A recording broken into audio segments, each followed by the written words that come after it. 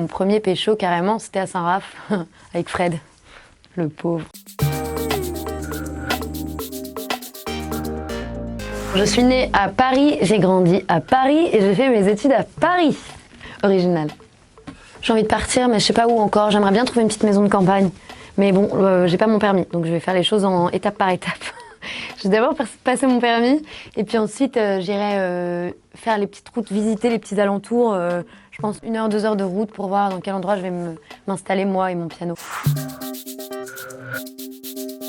On n'a pas beaucoup innové avec mes parents, on va toujours à Saint-Raphaël, dans le Var, dans le sud, parce que mon grand-père vit là-bas, il a acheté un tout petit appartement dans une résidence quand j'avais 2 ans. Et du coup, j'avais mes potes de vacances, tous les étés, je retrouvais ma bande de potes, qui sont toujours mes potes d'ailleurs. Mon premier pécho, carrément, c'était à Saint-Raph, avec Fred. Le pauvre. Non, c'était mignon. Puis alors, je partais en Serbie juste après en voiture. Et j'étais très triste de partir parce que c'était mon premier chagrin d'amour. Tu sais, j'étais là genre, oh non, je vais quitter mon amoureux. Je lui avais envoyé des photos de moi. J'avais fait des photos de moi à l'appareil photo jetable. J'avais demandé à ma sœur de me prendre en photo. Et c'est des trucs où genre, je suis comme ça, sur le balcon. Et je lui avais envoyé par la poste et il les a encore. Mon premier pécho, il devait pas être très sexe, hein. Pardon. Pendant des années, on avait une vieille Jetta, donc c'était vraiment une voiture toute pourrave, BMW, mais tu sais, les très très vieilles avec l'avant long, le derrière long. Il n'y avait pas de clim, donc on mettait C'était trop bien, franchement, c'est des souvenirs de dingue. On mettait des housses de couettes, de coussins, qu'on mouillait, qu'on accrochait aux fenêtres, et avec le vent, ça nous faisait de la clim. Et avec ma sœur, on se faisait toute une installe de doudou derrière, on mettait tous nos nounours et tout. Et puis on passait, je sais pas, c'est 8-9 heures de voiture à chanter, à faire la radio pour nos parents, les pauvres. Et à écouter en boucle les mêmes CD, on écoutait Henri Dess, beaucoup. Ouais, ça devait être insupportable. J'aimerais bien avoir le temps de passer un week-end en amoureux déjà. Mais moi, si je devais aller passer un week-end en amoureux, il y a Étretat, c'est un peu classique, mais bon, c'est quand même sublime. Les falaises, c'est magnifique. Puis c'est très étonnant comme décor, donc ça, c'est un endroit que j'aime beaucoup. Après, il pleut, mais les moules frites sont plutôt pas mal. Après, moi, j'adore le sud. J'ai été à Saint-Paul-de-Vence cet été. J'ai adoré ce petit village. Bon, c'est un petit village, c'est une ville carrément, mais j'ai adoré cet endroit. Mais de toute façon, moi, le sud, je suis très sud-friendly, hein, donc j'aime quand il fait beau.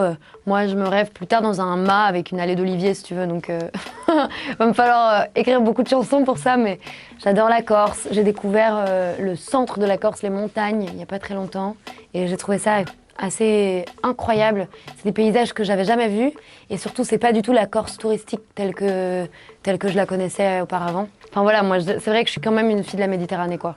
J'aime la lumière, ça me réconforte en fait. Donc ouais, je pense que j'irai dans le sud. Ça fait tellement longtemps que je suis pas allée à la montagne en fait. Je vais pas à la montagne, c'est pas du tout mon environnement. Je suis allée marcher dans les Vosges il y a 2 ans. J'avais adoré. Mais c'est vrai que moi j'ai besoin de la mer, quoi. Puis alors j'ai découvert que j'avais le vertige, ce qui n'arrange pas mon affaire. Puis alors sacrément le vertige, ce qui n'arrange pas du tout mon affaire.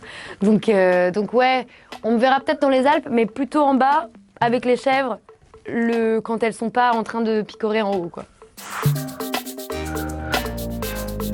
Il y a une autrice qui s'appelle George Sand qui a vécu, grandi, et alors après elle faisait les allers-retours entre Paris et le Berry, mais donc elle a vécu, grandi, écrit dans le Berry. Elle avait une maison incroyable là-bas qui était ouverte à plein d'artistes. Et surtout, elle a vraiment centré sa littérature sur les gens de là-bas, donc les paysans de là-bas.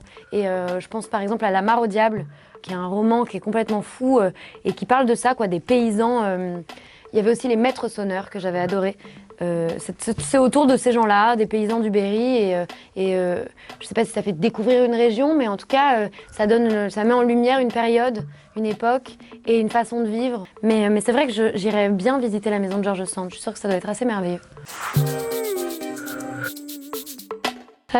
Moi, j'adore les églises. J'ai sorti un disque qui s'appelle Les Prières, c'est que de l'orchestration de chœur.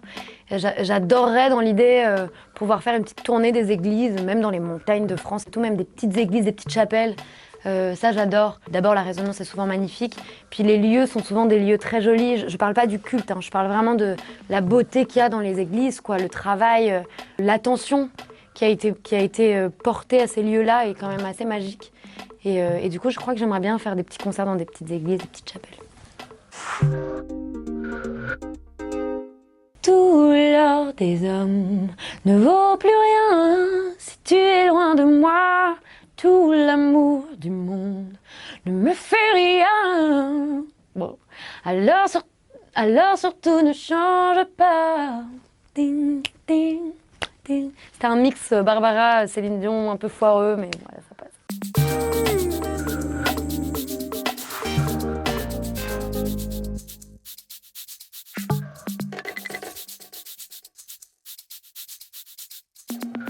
France Bleu, France Bleu. Prenez-moi pour faire le jingle, je suis chaud.